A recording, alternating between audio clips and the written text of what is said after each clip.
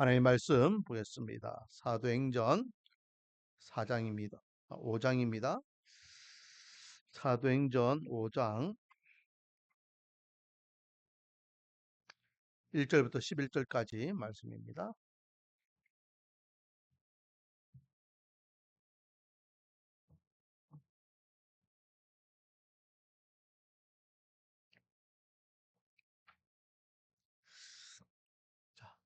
신약성경 193페이지, 194페이지 되겠습니다.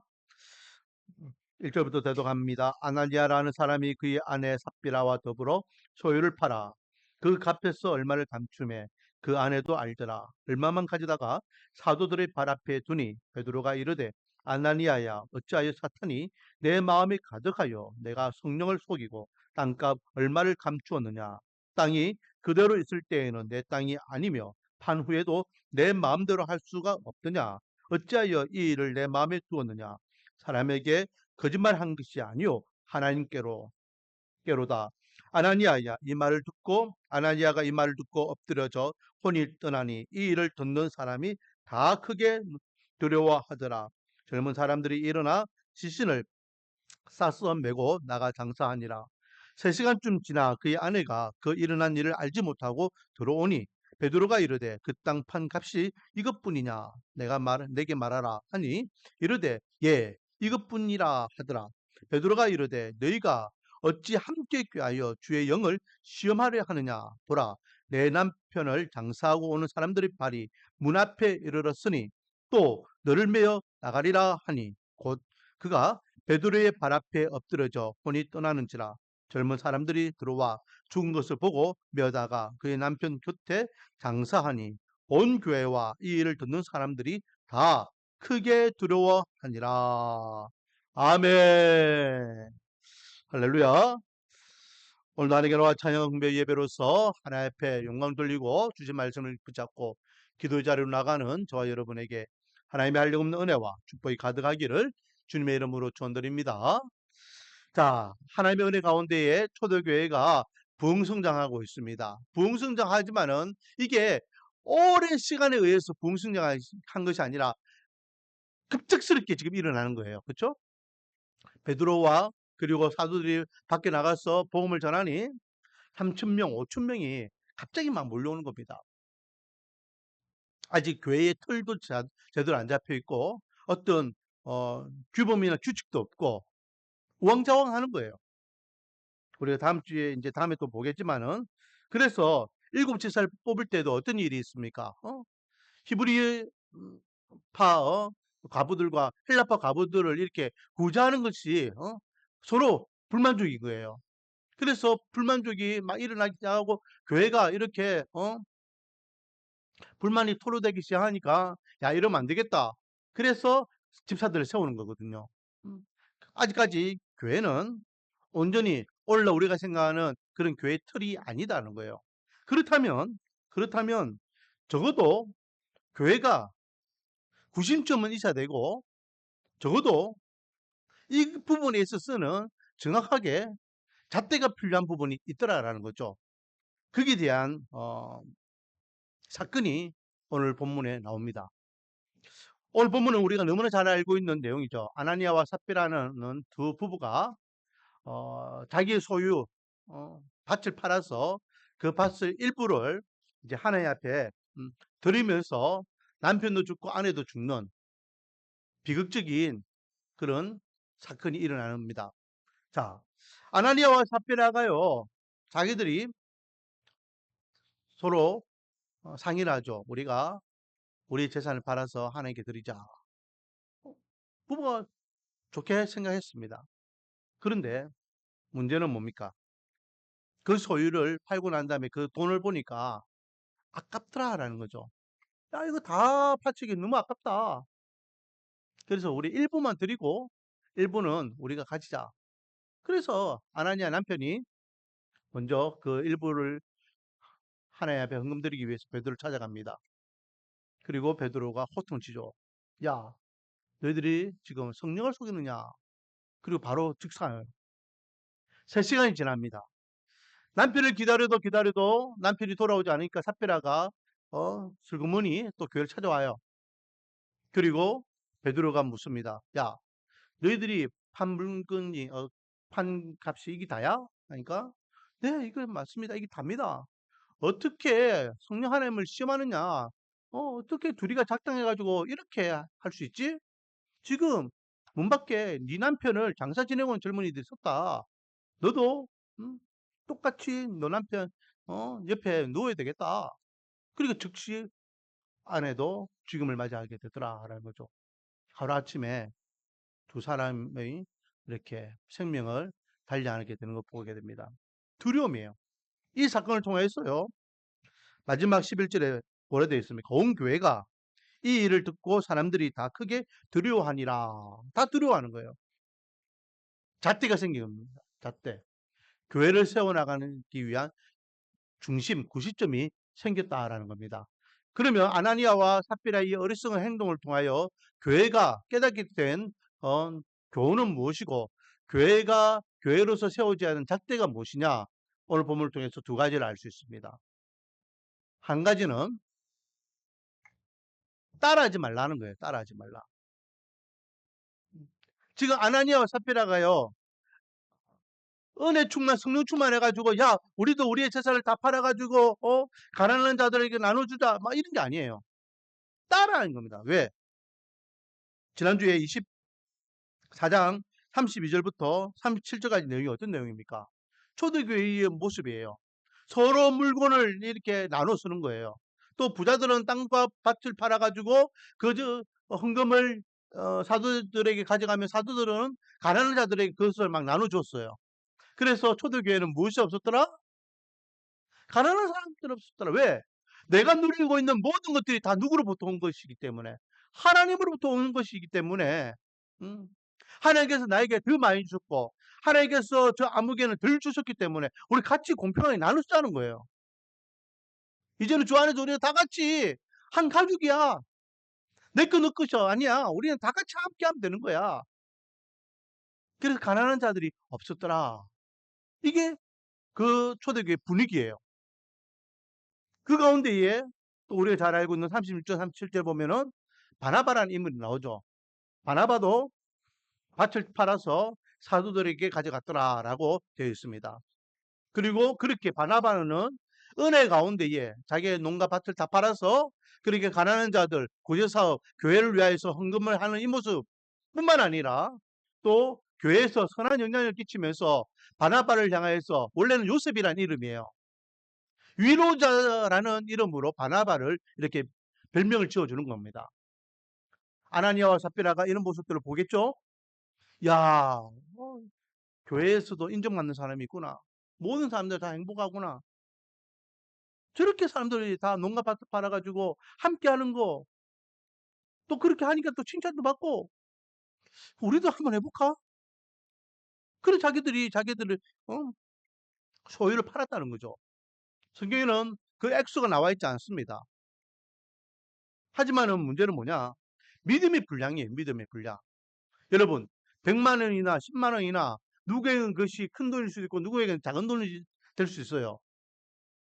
그런데요, 그거보다 더 중요한 것은 믿음의 분량이에요. 믿음 있는 사람은 돈 100만 원도 이거 보잘것이 이거밖에 못 드립니다라고 하지만 믿음 없는 사람은 많은 10만 원도 큰 돈으로 생각하는 거예요. 아나니아와 삽비라는 남들이 다 하기 때문에 자기 믿음은 그만큼 믿음이 아닌데 믿음이 없는데도 불구하고 은혜가 없는데도 불구하고 따라하다가 낭패를 봤다라는 거예요. 결국은 어떤 낭패를 봅니까? 목숨을 잃어버려요. 목숨을. 그래서 베드로가 뭐라 이야기합니까? 4절에 그 땅이 그대로 있을 때에도 내 땅이 아니며 판 후에도 내 마음대로 할 수 없느냐? 야, 그거 네 땅이잖아. 네가 마음대로 주는 땅이었어. 굳이 그걸 팔아가지고 헌금한다고? 아까운 생명이나 잃어버리고. 여러분, 공동체 생활할 때 교회 안에서요. 내 믿음의 분량대로 하면 되는 거예요. 내 믿음의 분량대로. 남들이 하든 안 하든 분위기에 휩쓸릴 필요가 없습니다. 내 믿음이 그만큼이 안 되는데 억지로 하다가 시험 드는 것보다 내 믿음의 분량만큼 하면서 은혜를 경험하는 것이 더 지혜로운 신앙생활입니다. 할렐루야. 섬기는 것도 마찬가지고 예배를 드리는 것도 마찬가지고 헌금을 하는 것도 마찬가지고 사역하는 것도 마찬가지고 제자 훈련을 배우는 것도 마찬가지고 내 믿음의 분량이에요. 억지로 하면 안 돼요. 억지로 하면은 탈이 나고 취할 수밖에 없습니다. 두 번째 우리에게 주시는 교훈은요. 하나님 앞에 드려진 서원은 반드시 지켜야 된다라는 것입니다. 아무도 몰라요. 아나니아와 삽비라밖에 몰라요. 자기 부부간에 지금 이야기한 거잖아요. 야, 우리가 이렇게 하나님 앞에 헌금을 드리자. 근데 막상 그 소유를 팔아보니 그 액수가 어느 정도가 되니까 아까운 마음이 들었던 것 같아요. 그래서 아무도 모르니까 얼마는 우리가 하고 얼마만 드리자. 2절 그 값에서 얼마를 감추며 그 아내도 알더라. 얼마만 가져다가 사도들의 발 앞에 두니라.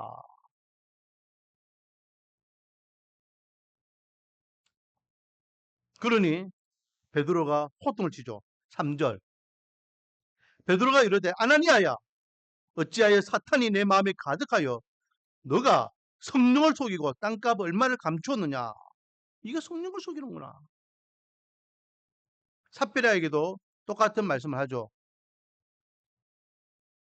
9절 베드로가 이르되 너희가 어찌 함께 꾀하여 주의 영을 시험하려 하느냐. 보라 내 남편을 장사하고 오는 사람들 발이 내 앞에 이르렀으니 또 너를 메어 나가리라 하니 하면서 어찌하여 함께 꾀하여 주의 영을 시험하느냐. 주의 영은 성령을 이야기하죠. 성령을 시험하느냐. 하나님께서는 모르시겠지. 정말 여러분 서원은요 누구에게 약속하는 것입니까? 하나님께 약속하는 것입니다. 우리가 사람 간의 약속도 중요하잖아요. 성준이한테 제가 프랭크를 사준다 했어요. 성준이 저만 보면은 프랭크를 이야기해요. 내년 생일날 사준다 했거든요. 그래서 이제 프랭크를 이제 사주려고 저는 마음 먹고 있습니다. 왜? 약속이니까. 약속이니까. 사람 간의 약속도 우리가 지켜야 되는데 하나님 앞에서 약속은 반드시 지켜야 되겠죠. 왜? 우리가 믿는 하나님 인격 중에 하나님이에요. 내가 할 수 있으면은 뭐 되고 뭐 안 되면 뭐 씹어야지. 아닙니다. 하나님께 드리는 약속은 하나님 앞에 드리는 소원은 반드시 지켜야 됩니다. 그래서 거기에 대해서는요 하나님께서 율법에서도 정확하게 말씀하고 계셔요. 신명기 23장 21절에서 22절 말씀해 보면 내 하나님 여호와께 소원하거든 갚기를 더디하지 말라. 내 하나님 여호와께서 반드시 그것을 내게 찾으시리니 더디면 그것이 내게 죄가 될 것이라. 너가 소원하지 아니하였으면 무죄하리라. 차라리 소원하지 않았으면 니한테 나을 것인데 소원했으면 반드시 그 소원을 지켜야 된다. 왜? 하나님께 약속한 거니 하나님께서 반드시 찾아가신다. 라고 말씀하고 있어요. 전도서 5장 4절 5절 말씀입니다. 너가 하나님께 소원하였거든 갚기를 더디게 하지 말라. 하나님은 우매한 자들을 기뻐하지 아니하시나니 소원한 것을 갚으라. 소원하고 갚지 아니하는 것보다 소원하지 아니한 것이 더 나으니. 똑같은 맥락이죠. 소원했으면 반드시 갚아야 된다. 라고 전도서가 이야기합니다. 성경에 보면요. 이렇게 소원을 드려서 하나님 앞에 이행하는 이들의 모습을 보게 됩니다. 먼저 한나죠. 한나는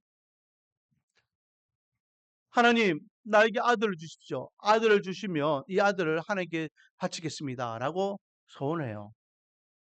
하나님께서는 그 아들의 기도를 받으셨죠.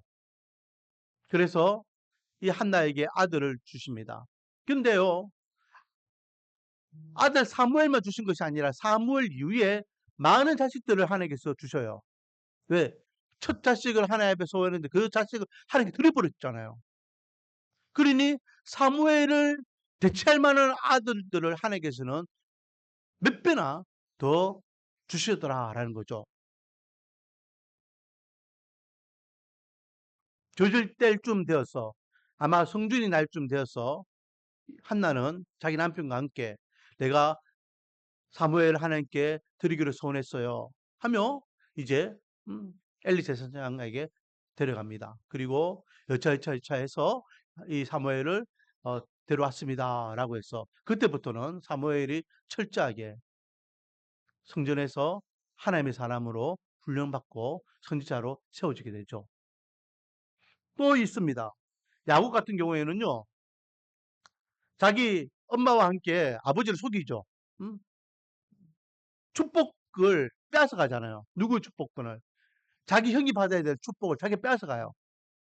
그러니까 형이 노발대발 이놈의 자식 내가 반드시 죽여버린다 막 하면서 에스가 야곱을 막 찾아 헤매니까 얼굴에 눈에 살기가 있어가지고 야 음, 리브가 보니까 이러다가는 아들 둘 다 죽겠구나 싶으니까 야곱을 급하게 자기 오라비 라반의 집으로 피신시켜요. 그렇죠? 두렵고 떨리는 마음으로 그 초행길을 막 갑니다.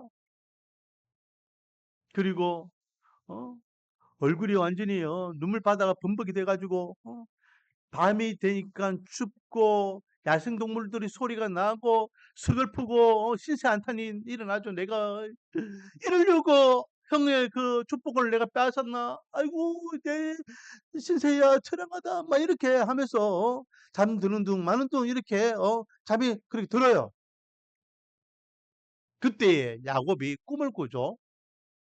꿈을 꾸면서 하늘 문이 열리고 사닥다리 그러니까 계단이 쫙 내려오는 그 위에는 천군천사와 하나님이 계시는 모습을 보게 됩니다.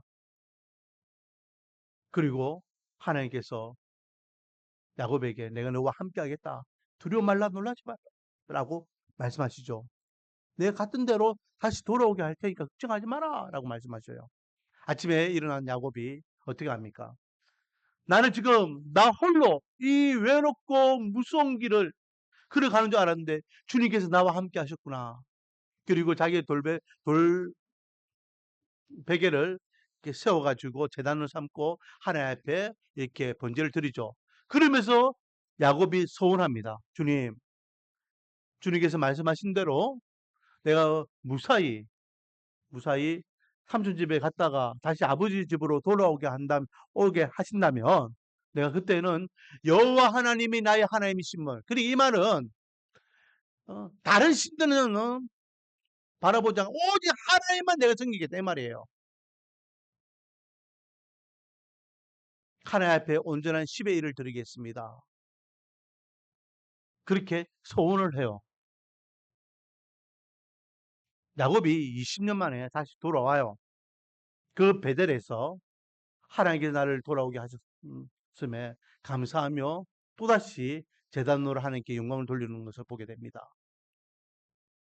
소원을 하면 시간이 지나고 상황이 달라지도 그 약속은 반드시 지켜야 될 줄 믿습니다. 급할 때는 하나님 도와주세요. 하나님 이걸 허락해 주세요. 하나님 내 기도 들어주세요. 하나님 내가 이거 하겠습니다. 저거 하겠습니다. 그런데 막상 그 환경이나 그 문제가 지나가고 나면은 입 싹 닦아버려. 왜? 하나님은 안 보이시는 분이니까 모르겠지. 까먹었겠지. 아무도 모르잖아. 하나님과 나와의 관계인데 뭐? 여러분, 하나님은 속일 수 있다 없다? 하나님은 속일 수 없습니다. 하나님과 약속은 반드시 지켜야 됩니다. 한 인물을 더 생각해 보겠습니다. 여러분, 사사 가운데 입다라는 사사가 있었습니다. 기억나십니까? 입다. 이 입다는요, 자기가 어, 전쟁하러 나갈 때에 돌아오면 승리하여서 돌아오면 하나님, 하나님께서 이 전쟁, 이 전투를 승리로서 이끌어 주신다면 내가 돌아올 때에 누구든지 우리 집에서 제일 처음 나오는 그 사람을 하나님께 바치겠습니다. 라고 해요. 왜? 이 전쟁이 그렇게 만만한 전쟁이 아니에요. 하나님께서 이 전쟁을 승리하게 해주신다면 제가 누구든지 우리 집에서 처음 나와서 나를 맞이하는 사람을 드리겠습니다. 여러분, 누가 나옵니까? 자기 외동딸이 나와요. 외동딸이 속아지면 아버지 축하합니다 환영합니다 나오는 거예요. 그 모습 보고 입다가요 대충통과 아이고야 우리 은빈이 말로는 망했다. 왜? 그 딸을 하나님께 바쳐야 되지 않아요. 여러분 어떻게 하겠습니까?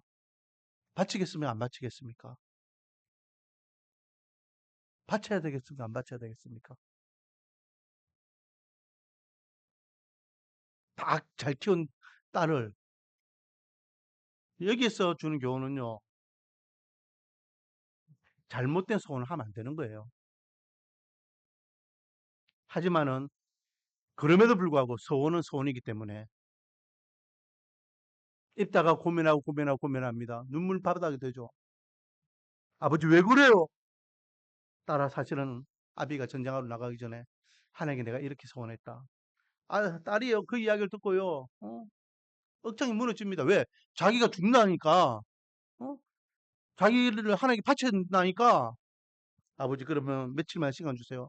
제가 동료들과 좀 시간 보내고 그렇게 돌아오겠습니다. 그래서 마지막 며칠 동안 생을 마감할 정리를 하게 됩니다. 그리고 입다는 자기 딸을 하나님 앞에 번제물로 드리게 돼요. 딸을 바치겠다라고 소원했던 그 소원 또한 하나님께 드린 소원이기 때문에 지킬 수밖에 없다라는 거죠. 여러분 소원은요 하나님께서 강제로 우리에게 하라고 하신 적이 한 번도 없습니다. 소원은 자발적인 거예요. 내가 하나님 앞에 드려야 되겠노라. 내 삶을 드리겠습니다. 나의 지식을 드리겠습니다. 나의 재능을 드리겠습니다. 내 시간을 드리겠습니다. 내 재물을 드리겠습니다. 이는 하나님께 드리는 그 소원들은 너무 많아요. 근데 그 모든 것들은 강압적으로 하나님께서 하신 적이 한 번도 없어요. 바쳐라, 바쳐라, 바쳐라. 우리가 믿는 하나님은요, 이미 이 세상의 주인이신데, 우리가 그걸 드리든 안 드리든 아무 의미가 없는 거예요. 이미 다 하고 계시는데, 예. 우리가 정말로 은혜 가운데에 믿음으로 소원을 해야 되는 거예요. 절대 경솔하게 하면 안 됩니다. 할 수 없음에도 불구하고 억지로 하면 안 됩니다. 아나니아와 삽비로는요, 자기의 믿음도 되지 않고 은혜도 없는데 억지로 소원해가지고 죽음을 맞이하는 어리석음을 당하는 것을 우리는 교훈 삼아야 될 줄 믿습니다. 하나님은 재물보다 뭘 더 중요시할까요? 하나님을 향한 우리의 중심, 우리의 마음을 더 중요하게 여기심을 믿으시기 바랍니다. 원하기는 우리 말씀과 은혜교회 성도들은 정말로 은혜 위에 기쁨으로 감사함으로 믿음 생활 생활하기를 원하고 맡은 바의 소임을 감당하기를 원하고 없는 교회를 섬기기를 원하고 함께 하나님의 나라를 위하여 힘써 달려가기를 원합니다. 절대 허투루 남들이 하기 때문에 억지로 따라가는 그런 잘못된 신앙관을 가지지 마시기 바랍니다. 또한 나는 하는 너를 왜 못해라고 나의 의를 드러내면서 남들을 비방하고 비난하지 않는 교회 되기를 원합니다. 잘못된 소원으로 인하여서 하나님 앞에 잘못된 결과를 받는 어리석음을 범치 않도록 하나님 앞에 온전한 손을 통하여 하나님의 영광을 돌릴 수 있는 저와 여러분이 되기를 소망합니다. 하나님 앞에 약속했더라면 그 약속을 반드시 지켜 하나님 앞에 잘한다 인정받고 칭찬받고 또 하나님 앞에 드리면 드린 만큼 하나님께서는 백배 만배로 또 채워주시고 갚아주시는 분임을 우리는 늘 기억하며 그 은혜를 경험하기를 소망합니다. 오늘은 아나니아와 삽비라의 어리석은 행동을 통해서 두 가지를 생각해 봤습니다. 주님 앞에 서는 그날까지 나는 어떻게 하나님의 몸된 교회를 섬길 것인가? 우리 교회는 어떤 신앙 공동체가 되어야 될 것인가?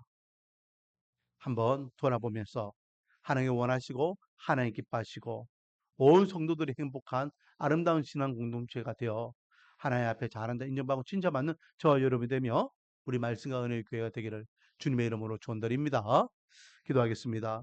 아버지 하나님, 아나니아와 삽비라의 어리석은 행동을 통하여서 오늘날 우리가 어떤 신앙생활을 해야 될지, 어떻게 하나님 몸된 교회를 숨기고 세워나가야 될지, 하나님과의 관계를 어떻게 가져야 될지 돌아보게 하시니 감사드립니다.